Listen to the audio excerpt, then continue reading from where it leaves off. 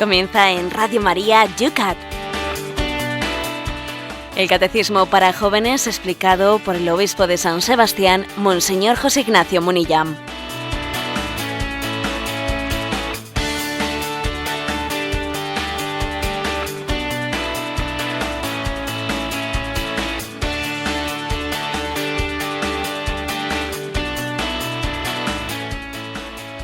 Muy buenos días a todos los amigos del Yucat, el Catecismo de los Jóvenes, que una semana más, hoy lunes, comenzamos esta explicación que punto a punto vamos aquí desgranando. Ya hoy empezamos el punto número 100 del Yucat, 100 puntos explicados de este Catecismo que el Santo Padre nos dejó en la mochila de la Jornada Mundial de la Juventud. Un regalazo para la nueva evangelización. Hoy en San Sebastián amanecemos hoy sin llover, 4 grados de temperatura. Cristina, ¿cómo estamos de temperatura por Madrid? Siempre dándonos envidia, Padre Esteban. Nosotros con más frío, menos 2 grados. Fresquitos estamos aquí, más fríos estáis todavía por ahí. Pero empieza en Radio María, vamos a calentar motores, porque un año más estamos ya inmersos en el Adviento, mirando adelante a la Navidad, preparándonos para la Navidad. Y Radio María se prepara también con su habitual campaña de Adviento y Navidad. Buenos días, José Ignacio. Buenos días, y la verdad es que también pues me parece que esa campaña anual que hace María en torno a la Radio María en torno a las Navidades nos recuerda pues que esta radio es un milagro. Es un milagro. A mí cuando me preguntan por ahí por qué es Radio María, cómo funciona, etcétera, a muchas personas les cuesta creer que esto sea así, especialmente a los profesionales de otras radios. Les cuesta muchísimo creer que puede haber una radio que funcione con voluntariado, que sencillamente no tenga publicidad, que funcione únicamente con la colaboración, con la aportación voluntaria de los oyentes. A muchas personas les cuesta creer eso. Y esto es lo que posibilita la gran libertad que existe en esta casa, la libertad de evangelizar. La de que se pueda predicar la palabra de Cristo sin que ningún patrocinador diga, a mí me interesa más esto, me interesa lo otro. Claro, es que cuando no hay ninguna casa publicitaria que esté pagando, nosotros únicamente nos atenemos al Evangelio de Jesucristo. No os podéis ni imaginar la gran influencia que puede llegar a tener el que paga. Es que el que paga condiciona. Y el hecho de que aquí, pues digamos, quien aporte el dinero sean los oyentes que sencillamente quieren el Evangelio de Jesucristo y el magisterio de la Iglesia, eso es lo que posibilita el milagro de esta radio, ¿eh? En las demás radios es una auténtica esclavitud el decir, voy a mirar el índice de ayer, ayer por la tarde, este programa bajó el índice, el siguiente lo subió, luego esto tengo que quitarlo porque claro, aquí alguien dijo una cosa muy bien dicha, pero perdió audiencia, luego tengo que... Claro, todo eso es una esclavitud que se genera del dinero, es decir, el dinero y el mundo, ¿no? Es el mundo como enemigo del Evangelio de Jesucristo. Mire usted, el Evangelio lo vamos a predicar, nos aplaudan más o nos aplaudan menos, ¿eh? Entonces ese es el milagro de Radio María, que es posible gracias a que los oyentes lo sostienen, con lo cual nuestra palabra es ánimo con la campaña de Navidad, vamos a seguir adelante, Radio María va a seguir creciendo, este modelo es posible, se ha demostrado y creemos que tenemos pues que Radio María, ¿no?, tiene un futuro prometedor.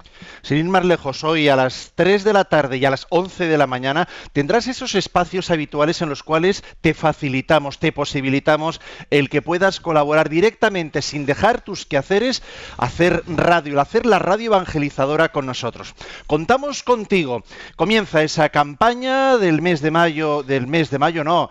Navidad, de Adviento y Navidad de Radio María, y comienza tu programa, el...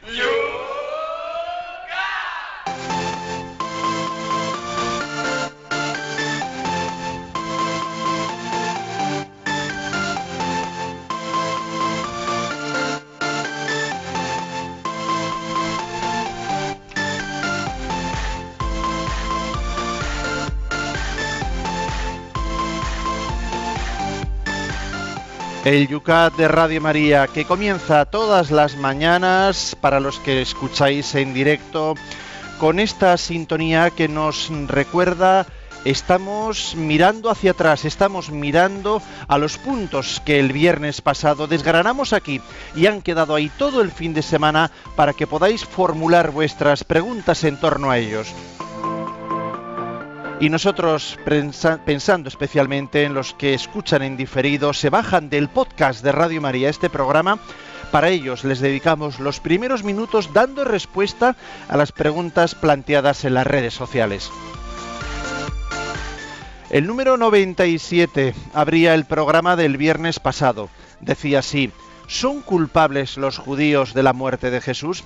Y Marta Jerez pregunta: ¿cómo puede ser que no heredemos el haber matado a Jesucristo y sí el pecado original? Bueno, la pregunta de Marta es interesante. Hay que reconocer que que es una pregunta intuitiva, porque como aquí explicamos que no se puede decir, ¿no?, pues que los judíos hayan heredado el que sus padres o algunos de sus padres no hubiesen condenado a Jesucristo a muerte, que no cabe decir que esa expresión, ¿no?, que utiliza el Evangelio de San Juan, caiga su sangre sobre nosotros y sobre nuestros descendientes, ¿no? Se puede entender como que el pueblo judío hubiese heredado el pecado, ¿no?, y por lo tanto no sea un pueblo proscrito porque mataron a Jesucristo. Digamos que el Yucat rechaza, la Iglesia Católica rechaza tal interpretación. Entonces dice Marta: bien, pero entonces parece que el pecado original sí se hereda y el pecado de haber matado a Jesucristo no se hereda. Vamos a ver, hay que matizar como siempre, ¿no? Y digamos que el pecado original, también del pecado original decimos que no se hereda la culpa de Adán y Eva, O sea, es decir, se distingue entre el pecado originante y el pecado originado. Lo que del pecado original se hereda es el estado en el que queda la condición humana, fruto del pecado de Adán y Eva. Pero no se dice que literalmente, que estrictamente la culpa de Adán y Eva sea nuestra, ¿no? La culpa de haber transgredido la llamada de Dios es de ellos. Otra cosa es que la consecuencia que queda en nosotros, ¿no?, en nuestra naturaleza humana, sí la hereda toda la humanidad. Adán y Eva representaban de alguna manera toda la humanidad y podemos decir que la consecuencia que se deriva, ¿no?, el hecho de que la humanidad quede a merced del influjo de Satanás, se deriva a toda la condición humana. Pero es el estado en el que queda la condición humana el que se hereda, entre comillas, ¿no? No la culpa personal de Adán y Eva, que solamente es de ellos, O sea, ese matiz creo que es importante hacerlo para no confundir las cosas. Pongo un ejemplo, que como siempre hay que cogerlo con distancia. Una cosa es el pecado personal que ha cometido alguien, pues habiendo roto su matrimonio, habiendo sido infiel, y habiéndose ido con otra mujer, etcétera. Pero es verdad que el pecado solamente es de él, pero las consecuencias del pecado, pues ciertamente las van a sufrir sus herederos. Porque claro, sus hijos, sus nietos, van a nacer en una familia en la que hay desestructuración, no han sido hijos de una familia estable. O sea, sufren las heridas pero no la culpa de lo que hizo su padre. Es un ejemplo que lo digo un poco para acercarnos un poco a ese misterio, sin que este ejemplo que haya puesto lo quiera aplicar literalmente. En el punto siguiente del Yucat, en el 98, la pregunta era: ¿quería Dios la muerte de su propio hijo? Y desde Sevilla, en Facebook, Luisa nos pregunta: ¿de quién fue el plan de la redención del mundo a través de la cruz? ¿Del Padre o del Hijo? Vamos a ver, nosotros a veces nos podemos olvidar de que el Padre, el Hijo y el Espíritu Santo, esas tres personas de la Santísima Trinidad, pues tienen un solo querer y un solo amor entre ellos. Por lo tanto, no hay que pensar que el Padre le envía al Hijo a la cruz en contra de la voluntad del Hijo. Eso sería absurdo. Al mismo tiempo en que el Padre envía al Hijo para la salvación del mundo, el Hijo le pide al Padre: Padre, envíame para la salvación del mundo. O sea, no son dos quereres contrapuestos, sino absolutamente sumados. Lo que es un misterio y lo que verdaderamente pues ha sido el origen de nuestra redención es que la voluntad humana de Jesucristo, porque también Jesús tenía una voluntad divina y una voluntad humana al hacerse hombre, que la voluntad humana de Jesucristo se haya sumado plenamente a la voluntad divina, que es la del Verbo y la del Padre, ¿no? Entonces se ha sumado plenamente a la voluntad divina. Y eso ha sido lo meritorio en la redención, que una voluntad humana, la del hombre Jesús, se haya hecho una con la voluntad divina, y esa es la fuente de nuestra redención. en torno al punto siguiente, al 99. ¿Qué sucedió en la última cena? Cristian nos escribe: buenos días, monseñor, le escribo desde Gijón, Alicante. Buen turrón, hay que decirle. Y nos pregunta lo siguiente: cuando Jesús lava los pies a sus discípulos, ¿lo hace con el propósito de limpiarles a la vez de todo pecado antes de que recibieran el pan y el vino? Y de ahí surge uno de las tres condiciones, por así decirlo, para poder comulgar, estar en gracia de Dios, o no tiene nada que ver y solo los lava los pies para lavárselos. Bien, bueno, a Cristian le diríamos que tampoco, o sea, no puede pretender el que nuestra vida sacramental, cada paso de nuestra vida sacramental esté literalmente, pues, significado o representado en los pasos que dio Jesucristo. Digamos que el lavatorio de los pies que Jesucristo hizo a los apóstoles era un signo de lo que es la redención. O sea, Dios que se despoja, el Verbo que se despoja de su condición divina y asume la condición de esclavo, porque los que limpiaban los pies eran los esclavos. Jesús se quita el manto, es como signo de que se despojó de su condición divina, tomó la condición de esclavo, se puso de rodillas como los esclavos para limpiar los pies. Y entonces, digamos, el lavatorio de los pies es como en el Evangelio de San Juan, es la significación, ¿no? O sea, con ese gesto Jesús significa lo que es la redención. Se despoja de su condición divina, se pone a nuestros pies y con su sangre nos lava los pecados, nos lava los pecados. Luego el oyente pues dice, bueno, ¿y esto no podría ser también un signo de la importancia de comulgar en gracia de Dios? Bueno, pues digamos, eso puede ser un significado, si queréis, añadido, pero originariamente este es el sentido, ¿no? El Evangelio de San Juan narra el lavatorio de los pies, que no lo narran los sinópticos, porque está como que diciendo, lo que acontece en la Eucaristía cada vez que comulgamos es esto. Es Jesús despojado de su condición, limpiándonos los pies con su sangre, limpiándonos los pecados con su sangre redentora. Carlos Sánchez no nos dice desde dónde. Mi pregunta es de tipo práctico. ¿Cuál es el momento exacto de ponerse de rodillas en la consagración? Yo siempre lo he hecho en el momento en el que el sacerdote pronuncia las palabras de Santo eres en verdad, es decir, después del Santo Santo. ¿Qué es cuando empieza la consagración según el misal? ¿No? Pregunta.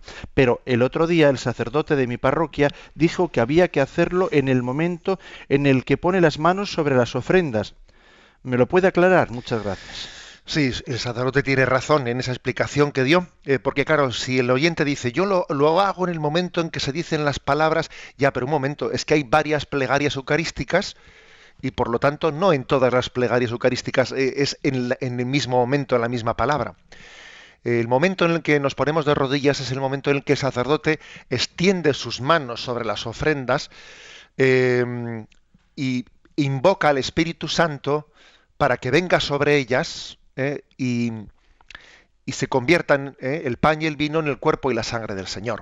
Es como recordando el pasaje del Evangelio en el que el arcángel le dice a María, el Espíritu Santo vendrá sobre ti y la fuerza del Altísimo te cubrirá con su sombra, ¿no? Algo así. Entonces, el sacerdote extiende las manos sobre el pan y el vino y en ese momento de extender las manos, que es como ese anuncio del ángel, el Espíritu Santo vendrá sobre ti. Es la petición al Espíritu de que transforme esas ofrendas. Cuando extiende las manos sobre las ofrendas, en ese momento hacemos el signo de la adoración. Es como si estuviésemos presentes, ¿no?, en ese momento santo de la encarnación. Porque la consagración es la prolongación de la encarnación de Dios entre nosotros. Nos pregunta Iciar si sigue en vigor el permanecer 1 hora sin comer ni beber excepto agua antes de la comunión. Algunos me han dicho que no tiene importancia. Pues sí, sigue en vigor tal mandamiento, el de tener 1 hora, ¿no? 1 hora de ayuno eucarístico antes de comulgar, pues sigue en vigor. Ahora, también es importante que busquemos el significado, ¿no? O sea, es decir, que vivamos el signo. Pues si os fijáis, a ver, tener 1 hora de ayuno antes de la Santa Misa, teniendo en cuenta que la Santa Misa ya, hombre, dependiendo del grado de solemnidad, pero ya dura, pues más de media hora, ¿no?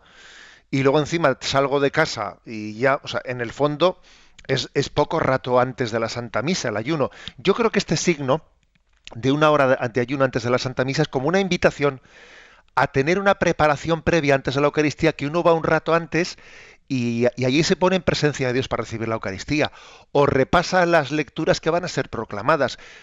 Es decir, es como una invitación a prepararse para ello, ¿no? A no entrar allí pegaditos justo con la hora, o no digamos nada ya con la misa empezada. Es decir, tenemos una costumbre de no habernos preparado previamente antes de la Eucaristía.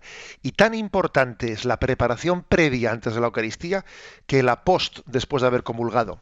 Recuerdo que en una ocasión en el seminario le preguntamos a un grupo de seminaristas a nuestro director espiritual qué le parecía más importante, si la acción de gracias después de haber comulgado o la preparación previa antes de celebrar la Santa Misa, que era más importante, ¿no? Y se lo preguntamos a don José Rivera, que es un sacerdote que fue director espiritual nuestro y que está ahora en proceso de beatificación.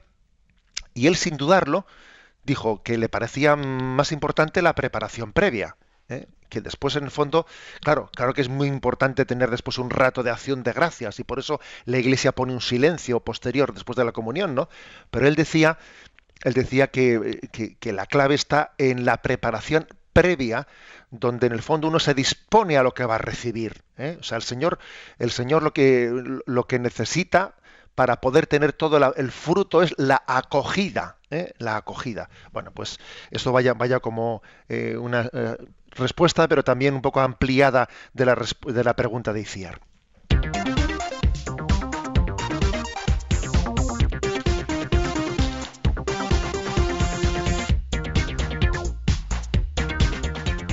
Pues comenzamos con el primer punto del día de hoy, lunes. Punto número 100. El punto número 100 del Yucat dice así: ¿tuvo Jesús miedo ante la muerte en el huerto de los olivos la noche antes de morir? Y la respuesta es la siguiente: puesto que Jesús era verdaderamente hombre, experimentó en el huerto de los olivos verdaderamente el miedo humano ante la muerte.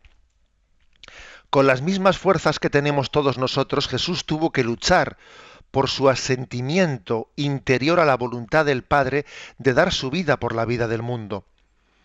Es la hora más difícil, abandonado por todo el mundo e incluso por sus amigos.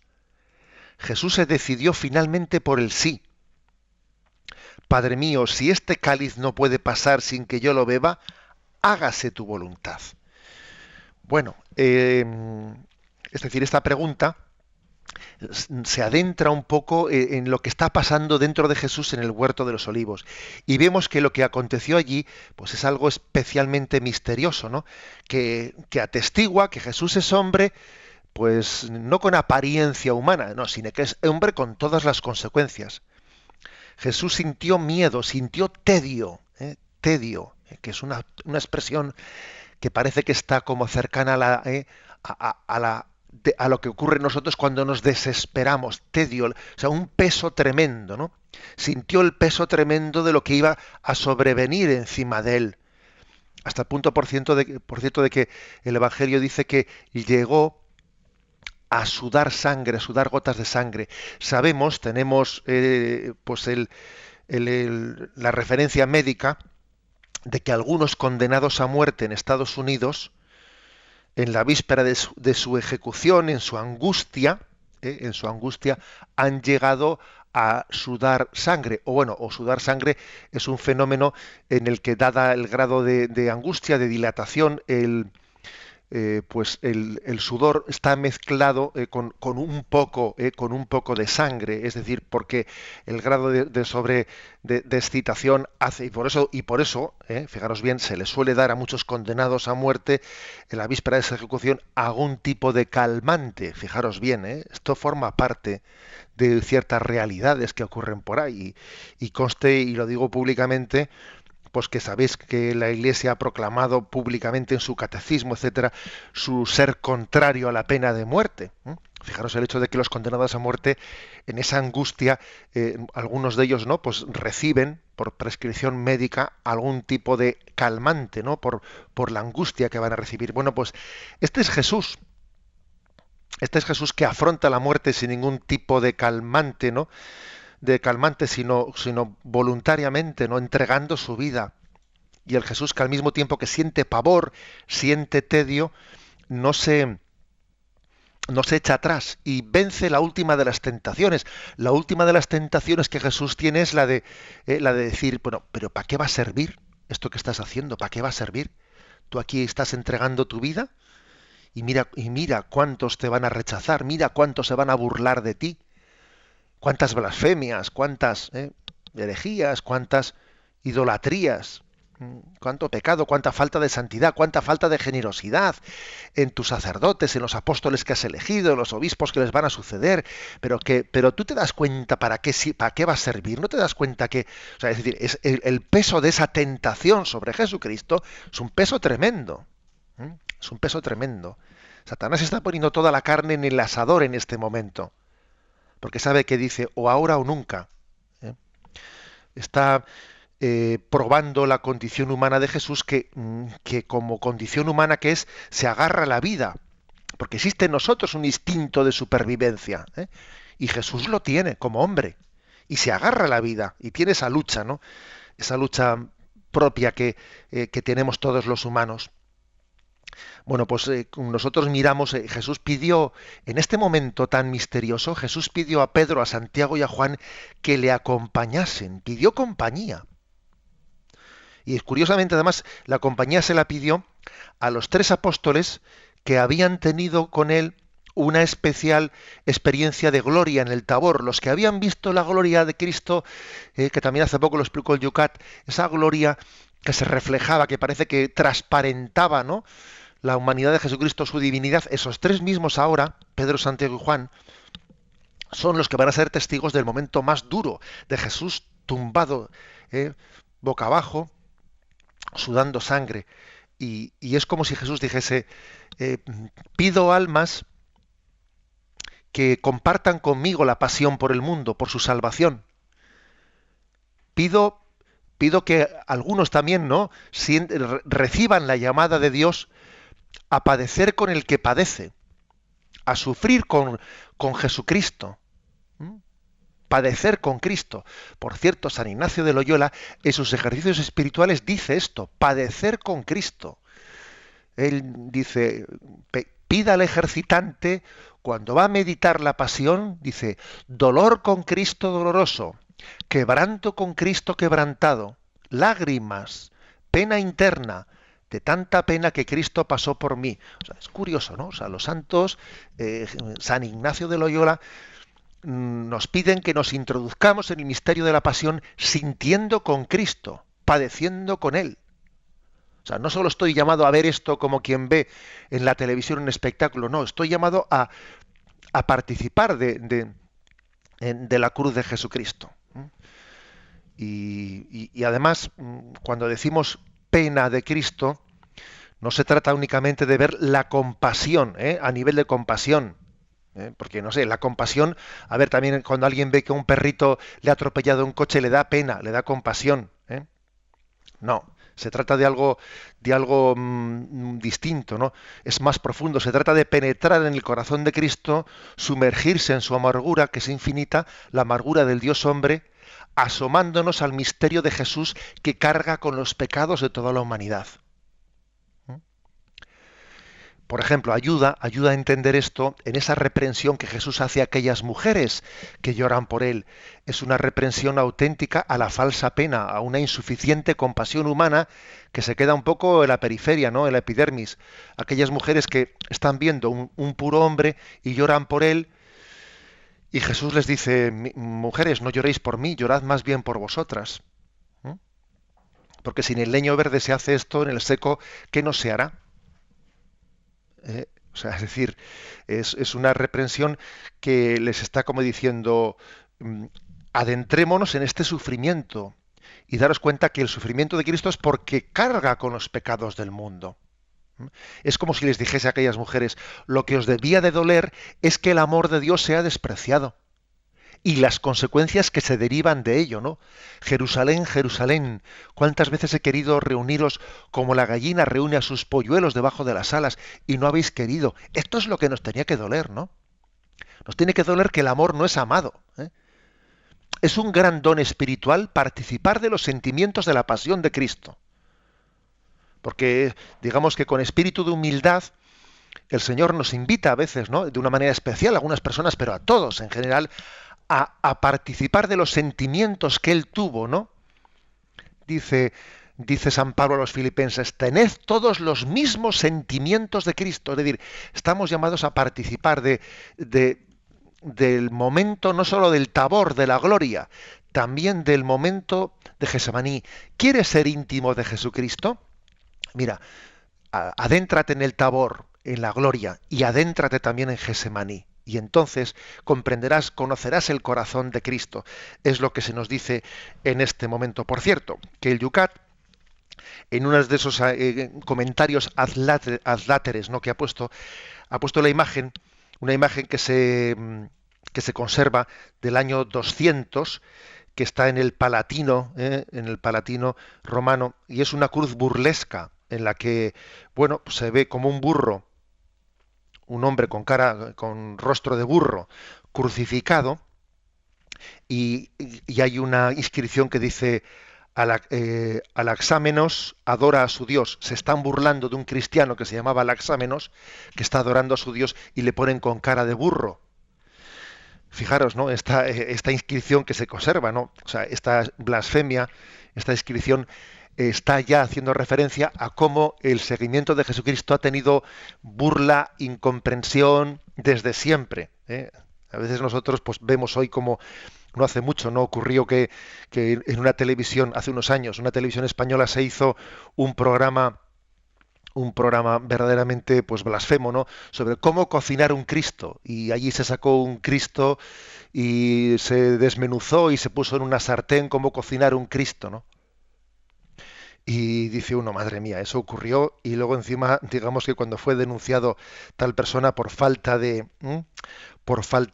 respeto pues a los sentimientos religiosos, después de un proceso muy largo, finalmente el Tribunal Constitucional pues acaba diciendo que eso es libertad de expresión y que hay que permitir que los artistas se expresen, ¿no? Y uno dice, madre mía, pues mire usted, pues la verdad es que sigue lloviendo sobre mojado, porque es curioso que ante Jesucristo o nos arrodillamos, ¿no?, para agradecer su amor redentor, o a veces, ¿no?, pues el maligno hace que nos rebelemos y que seamos blasfemos contra él.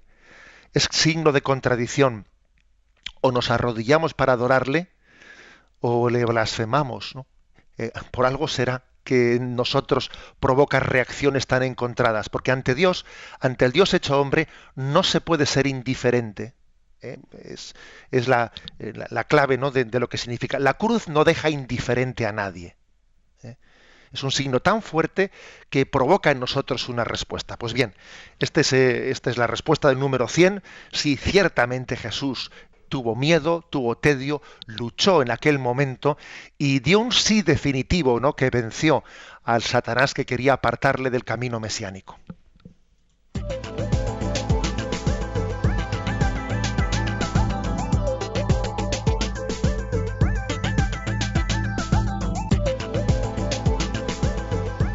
Abrimos nuestras redes sociales para todos los que en torno a este punto que acabamos de comentar podáis también formular vuestras preguntas.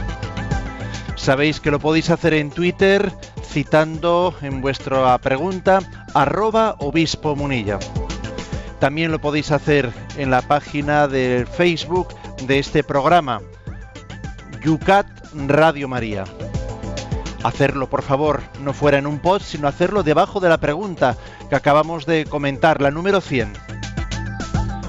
También lo podéis hacer en el correo electrónico yucat@radiomaria.es. Y tenemos a Cristina atendiendo también el teléfono de las preguntas a través del cual podéis también formularlas. Sintonizas Radio María, 8:34, 7:34 para los que nos escucháis desde las Islas Canarias. Sintonizas el Yucat, el Catecismo para los Jóvenes, que Radio María a estas horas de la mañana pone a tu alcance. Vamos a atender a las preguntas que nos están realizando a través de las redes sociales nuestros oyentes. Vamos a mirar al Facebook, por ejemplo, tenemos a Antonia que estaba diciendo, no sabemos si tuvo miedo, y hace su reflexión y le contestan varias personas diciendo sí, claro. Por ejemplo, vamos a leer la que pregunta, también hace una pregunta en torno a ello. Bellacala, con ese nick, nos escribe muchas veces y dice, oh Dios mío, claro que tuvo miedo, una gran angustia, dolor, Padre, aparta de mí este cáliz, mas no se haga mi voluntad sino la tuya. Dicen que porque veía que aunque diese su vida por nosotros, nosotros no íbamos a cambiar y a valorar lo que este santo sacrificio significó y significa para muchos. Sufrió tanto que ni lo puedo pensar porque no hago sino llorar por él, y me pregunto que, ¿por qué tuvo que morir así? ¿Por qué? ¿Por qué, mi niño lindo, Jesús divino, por qué? Solo predicó amor y paz. Le dieron muerte, la peor de las muertes. Padre, perdónanos, no sabemos lo que hacemos, lo que hacíamos, lo que seguimos haciendo muchas veces, solo aparte con esos romanos que nosotros también te clavamos en la cruz, dice Bellacala. Bueno, pues yo, ¿sabéis lo que opino? Que posiblemente si el Señor no hubiese llevado a cabo la redención como la llevó, me parece a mí que no hubiese arrancado esa reflexión en esta oyente o en tantos otros de nosotros. Si se suscita en nosotros, ¿no?, una especie de intuición de que aquí hay una declaración de amor a bocajarro, y se suscita, digamos, un corazón impactado como el de esta oyente que acaba de escribir eso en Facebook, apuesto a que si la redención no hubiese tenido este dramatismo, no hubiese suscitado esa reflexión. Es decir, también es curioso que nosotros, nuestra sensibilidad, para poderse poner alerta, necesita también ser sacudida, y desde luego no hay nada que sacuda tanto nuestra sensibilidad como el sufrimiento. El sufrimiento es como una alerta de nuestra sensibilidad que nos dice, ojo, aquí hay algo grave, hay algo importante, aquí nos la jugamos. Pues bien, quizás no, el dolor, el sufrimiento es como el altavoz que Dios ha tenido que utilizar para despertar nuestra sensibilidad del letargo. También en torno a esa pregunta, Pablo nos dice, ¿qué mejor ejemplo nos puede dejar en herencia que el valor y la fe en Dios? Sin embargo, yo también te he dejado solo en el camino. No obstante, tú me sales al encuentro y me reconoces, solo por amor. Gracias, buen Señor. Bien, subrayamos el detalle que contábamos, el detalle de que nosotros sabemos, ¿no?, que hemos formado parte de la pasión de Jesucristo, que Jesucristo, dice el Catecismo Mayor de la Iglesia Católica, que nos conocía personalmente en su pasión. El Catecismo de la Iglesia Católica dice explícitamente que Jesús, que llevó a cabo la redención con plena conciencia, nos conoció personalmente en el momento en el que entregaba su vida. O sea, le conoció a José Ignacio, le conoció a Esteban, le conoció a María, le conoció a Mari Carmen. O sea, nos conocía, no hacía eso de una manera inconsciente. Digamos que como hombre, no solo como Dios, el Padre quiso que tuviese también, ¿no?, pues un conocimiento de cada uno de nosotros, y él sabía que su sangre iba a ser fecunda en la medida en que somos, ¿no?, capaces de vivir nuestro proyecto de santidad, y también sufría por ver que su sangre iba a ser rechazada, ¿no? Ese conocimiento personal que Jesús nos tuvo de cada uno de nosotros en Getsemaní, hace que su pasión pues sea plenamente consciente, ¿no? Nadie ha sido más consciente en esta vida de lo que está haciendo que Jesucristo en Getsemaní. En el correo electrónico yucat@radiomaria nos manda Ander desde Valencia un email y dice así: este fin de semana participé en una reunión de una ONG. Quedé sorprendido de que en ningún momento se habló de la Iglesia ni de Cristo. Parecía que estaba en una ONG laica. ¿Por qué nos da miedo testimoniar nuestra fe?, dice Ander. Pues sí, por lo que él dice, lógicamente estaba en una ONG de la Iglesia Católica, ¿no? Y es cierto que tenemos que tener mucho cuidado en pretender llevar a cabo, ¿no? Pues la acción social, la acción solidaria, la doctrina social, la acción caritativa, desligándola, ¿no? Desnudándola de Jesucristo. O sea, Jesucristo es el que hace fecunda la acción social de la Iglesia. Por lo tanto, es una auténtica injusticia que le ocultemos, que dejemos de hacerla explícitamente. Es un error el que nos avergoncemos de la cruz de Jesucristo. ¿Cuántas veces, no, cuando se celebra el sacramento de la confirmación y a veces en el momento final el obispo pues impone una cruz, no entrega una cruz a los confirmandos? Con frecuencia le suele decir: no te avergüences nunca de la cruz de Cristo, no te avergüences nunca de ella. O sea, es decir, nosotros, nuestra forma de llevar adelante, ¿no?, pues la propuesta de justicia social tiene que ser en nombre de Cristo, que no se nos caiga el nombre de Cristo de los labios, no solo del corazón, no solo de nuestras manos, ¿no?, también de nuestros labios. Creo que sí, que hemos cometido el error de secularizar la acción caritativa de la Iglesia, ¿no? Y tenemos que, bueno, pues hacer presente a Cristo en ella para que sea más fecunda. Continuamos con el siguiente punto, pero no sin olvidarnos lo que nos está apuntando aquí Javier. No sé si es médico, pero nos dice que ese sudor de Cristo, de sangre, se llama hematidrosis. Hematidrosis. Bueno, pues gracias por ese apunte y continuamos adelante.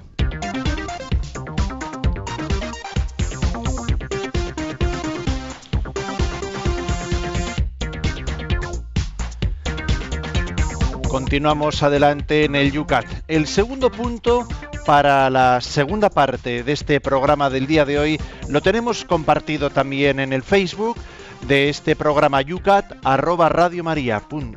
Yucat Radio María. Es el punto 101. Dice así: ¿por qué tuvo Jesús que redimirnos precisamente en la cruz?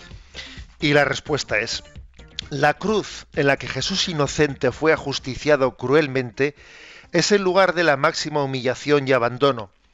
Cristo, nuestro Redentor, eligió la cruz para cargar con la culpa del mundo y sufrir el dolor del mundo. De este modo, mediante su amor perfecto, ha conducido de nuevo el mundo a Dios. Dios no nos podía mostrar su amor de un modo más penetrante que dejándose clavar en la cruz en la persona del Hijo. La cruz era el instrumento de ejecución más vergonzoso y más cruel de la antigüedad. Los ciudadanos romanos no podían ser crucificados por grandes que hubieran sido sus culpas. De este modo Dios penetra en lo más profundo del dolor humano. Desde dentro ya nadie puede decir: Dios no sabe lo que yo sufro. Bueno, pues ahí termina este punto 101, diciendo: mira, después de que el Señor ha querido llevar a cabo su redención en la cruz, ya nadie de nosotros puede decir: claro, es que Dios está ahí arriba y no entiende mi sufrimiento, Dios no sabe lo que yo sufro. Nadie puede decir tal cosa, sería una blasfemia. Dios ha compartido nuestra condición humana, nuestra condición sufriente, y Dios nos comprende. Ha experimentado, ha asumido, ¿no?, nuestra propia condición. Precisamente la misericordia de Dios es un amor que nos salva asumiendo nuestro sufrimiento. La misericordia es amor que comparte el sufrimiento del amado. Eso es misericordia. Te amo y además, como prueba del amor, comparto tu propio sufrimiento, lo hago mío. No sufres tú, sufrimos los dos. Esa es la misericordia. Bien, la clave, por lo tanto, está en que, digamos, si el Señor asumió esta forma de muerte, fijaros, que San Pablo, como era ciudadano romano, pues claro, él fue ejecutado, pero él fue decapitado. no fue crucificado, porque esa muerte de crucifixión, no se le daba a ningún ciudadano romano, era la muerte, era la vileza, ¿no? Era morir crucificado en el mundo romano era lo más vil. Y en el mundo judío, morir fuera de las murallas de Jerusalén y ser enterrado fuera de las murallas de Jerusalén, pues era el colmo del colmo, ¿no? Desde el punto de vista, digamos, de los romanos, crucificado, muerte de esclavo.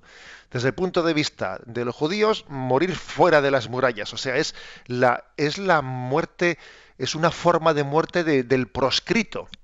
Del proscrito. Y claro, esto es un campanazo, es un campanazo que se nos está pegando para que entendamos que Dios ha querido asumir en la muerte de su Hijo Jesucristo lo más bajo de lo más bajo, ¿no? La condición más dura que el hombre puede llegar a experimentar en su vida. Recuerdo que cuando vino la cruz peregrina que anunciaba la Jornada Mundial de la Juventud, sabéis que existe ese regalo que le hizo Juan Pablo II a la Pastoral Juvenil de esa cruz peregrina que va por todas las partes del mundo anunciando pues las jornadas mundiales. Bueno, pues vino por España y el sacerdote director de la sección de Pastoral Juvenil de Roma, ahí en Roma existe el Consejo Pontificio de Laicos, que es, digamos, el organismo que tiene el Papa para tratar el tema de los jóvenes. Lo preside el cardenal Rilco. Para que sepáis todos los jóvenes, pues que el Papa tiene allí encomendado, pues a un cardenal el tema de la juventud.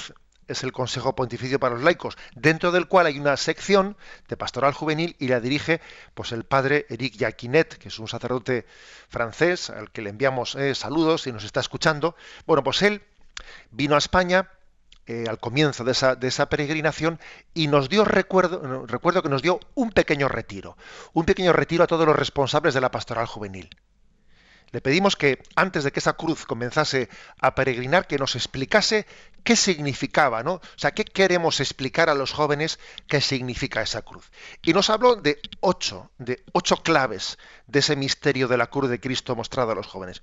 8 claves, que yo las voy a citar brevemente. Nos dio una charla entera, yo las voy a decir en 3 o 4 minutos, ¿no? Y él dijo, a ver, la cruz de Cristo significa, ¿no?, que Cristo... Dios ha conocido los sufrimientos de la humanidad. Si tú sufres, Dios está cerca de ti. O sea, Dios te comprende, porque Él ha experimentado lo más duro que tú experimentas en esta vida. Segundo lugar, si Jesús se ha identificado con los que sufren, tú mira a los que están en tu entorno, porque Jesús está presente en ellos. Vete y sírveles. O sea, Jesús está presente no solo en ti cuando sufres, también en los demás cuando sufres, ¿no? Vete y sírveles. En tercer lugar, sobre la cruz, Cristo perdonó a sus enemigos. Si tú también has sido herido, estás invitado a perdonar y a reconciliarte con tus enemigos. Jesús te dará fuerza para perdonar. Pídeselo. La cruz es la expresión de decir, mira, perdona. Lo peor del mal no es que te haga daño a ti, lo peor del mal es que te haga malo. Por lo menos que el mal no te haga malo. Es decir, tú perdona. En cuarto lugar, sobre la cruz, Jesús declaró su amor a cada uno de nosotros. Si tienes duda, pídele que te muestre su amor personal.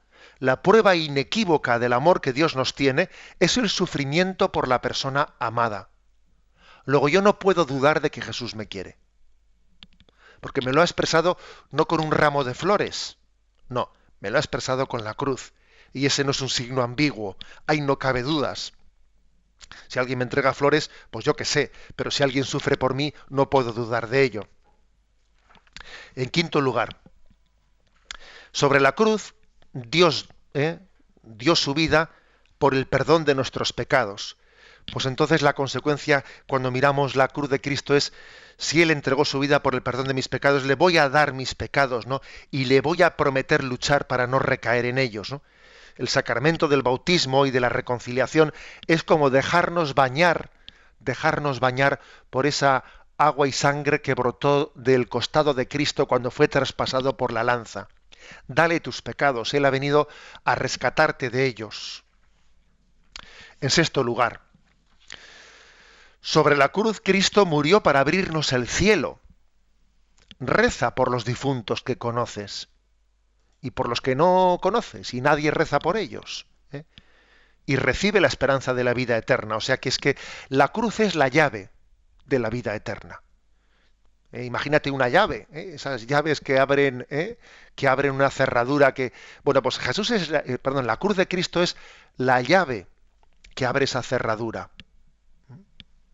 Por eso en el moribundo, en el recién nacido hacemos la cruz, en el moribundo también hacemos la señal de la cruz, porque quiere ser la llave del cielo. En séptimo lugar, sobre la cruz, Jesús dio su vida por amor. Si quieres ser feliz, da con generosidad tu vida para amar como Él cada día. Es decir, que la clave de la felicidad consiste en dar la vida, no en guardársela. Cuando uno ve la cruz de Cristo dice, es donación de vida. La vida no te la guardes, la vida dala. Y al entregarla, pues se hace fecunda. Es una invitación de Jesús, ¿no? Es una declaración de decir, no entierres tus talentos, entrégalos, ponlos a disposición del mundo y serás feliz. Y por último, ¿no? En el octavo lugar, Jesús resucitó, venció el mal, el pecado y la muerte, ¿no? Si tienes dificultades para amar, para enfrentarte con el porvenir, pues mira, recibe la energía de la esperanza, la fuerza de la esperanza, y con toda la Iglesia transfórmate en misionero de esperanza. Es por lo tanto, ¿no? una promesa de decir, hay esperanza en medio de las dificultades. Hay una saetilla carmelitana, que me la habéis escuchado más de una ocasión, que dice, ¿no? Lleva la cruz abrazada y apenas la sentirás, porque la cruz arrastrada es la cruz que pesa más. O sea, es decir, tú no arrastres la vida, abraza la cruz en la vida, ¿no? Y entonces tendrás esperanza y podrás enfrentarte al porvenir, por muy oscuro que te parezca, ¿no? Con esperanza. Bueno, pues estos fueron los 8 puntos con los que este sacerdote, el director de la sección de Pastoral Juvenil del Consejo Pontificio de Laicos, que allí en la Santa Sede está encargado del tema de la Pastoral Juvenil, fueron las 8 claves con las que él nos presentó la peregrinación de la cruz en la Jornada Mundial de la Juventud. Me parece que son un comentario muy concreto, muy práctico a este punto número 101, en el que dice, ¿por qué tuvo Jesús que redimirnos precisamente en la cruz? Recibamos este mensaje con la misma actualidad que cuando vivimos esa cruz que pasaba por nuestras calles. Seguro que muchos oyentes de Radio María en este momento se están acordando, ¿no? Pues que todavía, como hace no tanto tiempo, pues un año así, pues pasó por sus diócesis o por sus parroquias esa cruz de la JMJ.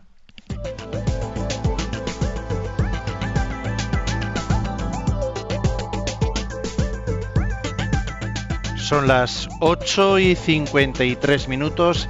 Tenemos ahora los últimos minutos del programa para poder formular en torno al tema que se nos acaba de plantear también las preguntas. Ya lo sabéis que lo podéis hacer a través de Twitter, citando @obispo Munilla. En la página de este programa en Facebook, Yucat Radio María, o escribiendo un email a yucat@radiomaria.es. El teléfono, también atendido hoy por Cristina, 91 153 85 50. Ya sabéis que las preguntas que nos llegan a lo largo del día, los que no podéis preguntar ahora mismo en directo o los que estáis escuchando en diferido el programa, también las atendemos al comenzar el programa de mañana mismo. Todos podéis tomar parte, sí que os decimos que planteéis preguntas. Son muchos los que hacéis comentarios a la pregunta del Yucat. Lo que necesitamos es que participéis con vuestras propias preguntas. Muy importante. En torno a esta pregunta nos plantean José Ignacio, Pablo dice así en Facebook. Nos queda bastante claro el significado de la cruz. Nos paramos a pensar en todas esas veces que decimos, qué cruz, Señor. Me parece que no, y pretendemos en ocasiones poner por delante de la cruz de Cristo, de nuestro Señor, la pequeñez de nuestro sufrimiento, que a nuestros ojos la hacemos gigante. Esa cruz nuestra, José Ignacio, o la cruz de Cristo. Me recuerda el comentario de Pablo, me recuerda pues un sketch que vi por internet referido a que nos suele parecer nuestra cruz la más dura, ¿no? Ay, es que dices que claro, es que si mi cruz fuese de otra manera, pero lo malo es que esto, mira, yo estaría dispuesto a asumir la cruz, pero si me cambiasen esto, si me cambiasen lo otro. Bueno, pues dice que es uno que va ante San Pedro y le dice, oye, que yo estoy dispuesto a asumir la cruz, pero claro, es que esta cruz, y va allí con una cruz colgando, ¿no? Como si fuese, pues eso, un nazareno, esta cruz me hace daño aquí y claro, pues me viene mal al hombro, porque yo en el hombro tengo un problema y no podía. Dice, bueno, pase usted, aquí hay una sala llena de cruces y le permitimos, mire usted si es generoso el Señor, le permitimos elegir una cruz. Entonces dejó allí su cruz y empezó a elegir otra. Coge una, ay, es que esta me hace un poco de daño aquí, esta como yo soy un poco bajo me queda demasiado alto. Y una sala llena de cruces, ¿no? Y fue cogiendo una y otra, y a todas les buscaba alguna pega. No estaba en concreto contento con ninguna. Se tiró toda la tarde. Y finalmente, a última hora ya de la tarde, cogió una y dijo, bueno, esta parece que, esta parece que sí. Volvió, salió y le dice a San Pedro, ya he encontrado la cruz, con esta me conformo. Y entonces le dice San Pedro, pero hombre, si es la que usted había dejado cuando había entrado, ¿eh? Bueno, pues la verdad, me hizo gracia ese sketch porque, a ver, porque la clave está en abrazar la nuestra, no en ensoñarnos con otras, no en compararnos con los demás, que hay una gran tendencia, mira a la derecha, mira a la izquierda, mira tal, como muchas veces hemos dicho, mucha tortícolis espiritual de mirar mucho a la derecha y a la izquierda, que no, que mira adelante, que mira al Señor, ¿eh? O sea, yo creo que es muy importante el que entendamos que en mi cruz está la salvación, y no en la del vecino, en la mía. Pablo Vila nos pregunta, haciendo un post, siempre os decimos las preguntas, por favor, dentro de los temas que planteamos. Dice, quisiera hacer una pregunta. En los milagros de Jesús que leo en los evangelios, siempre me ha sorprendido que Jesús les dijera, no se lo contéis a nadie, pero no lo cumplían y lo divulgaban. ¿Cómo no les amonesta? Dice. Bueno, eso viene del llamado secreto mesiánico, especialmente el Evangelio de San Marcos. Jesús era consciente de que su mesianismo, y podía tener interpretaciones politizantes. Por ejemplo, cuando Jesús hizo el milagro de la multiplicación de los panes y de los peces, quisieron nombrarle rey. Y Jesús huyó, ¿eh? O sea, los milagros podían ser malinterpretados desde una perspectiva política porque esperaban un Mesías que les liberase de los romanos. Dijeron, este que multiplica los panes y los peces, que nos libere de los romanos. Y claro, Jesús intentaba escaparse de esa interpretación politizante y por eso pedía discreción. Curiosamente decía, id a donde los sacerdotes, presentaros, pero no vayáis por ahí diciéndolo. O sea que, bueno, por otra parte, es bastante normal entender que lo que Jesús decía era un poco pedir peras al olmo, ¿eh? ¿Por qué? Pues porque alguien que ha sido curado, está pegando botes de alegría y claro, pues un paralítico, un ciego que le ha vuelto la vista, se le puede pedir discreción, pero luego la posibilidad de que eso se lleve a cabo, esa discreción, es limitada, ¿eh? Es limitada. O sea que entendámoslo en este contexto.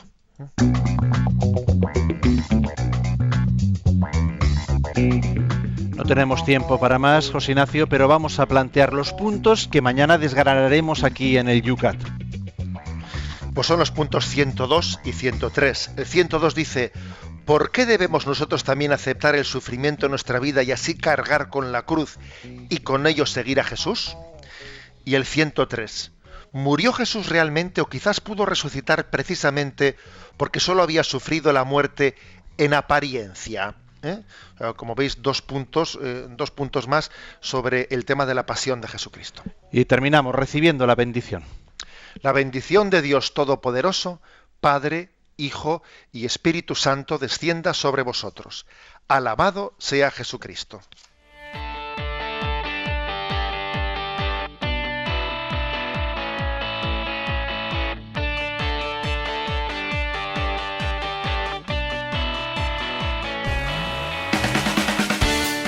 Así finaliza en Radio María Yucat, el Catecismo para Jóvenes explicado por el Obispo de San Sebastián, Monseñor José Ignacio Munilla.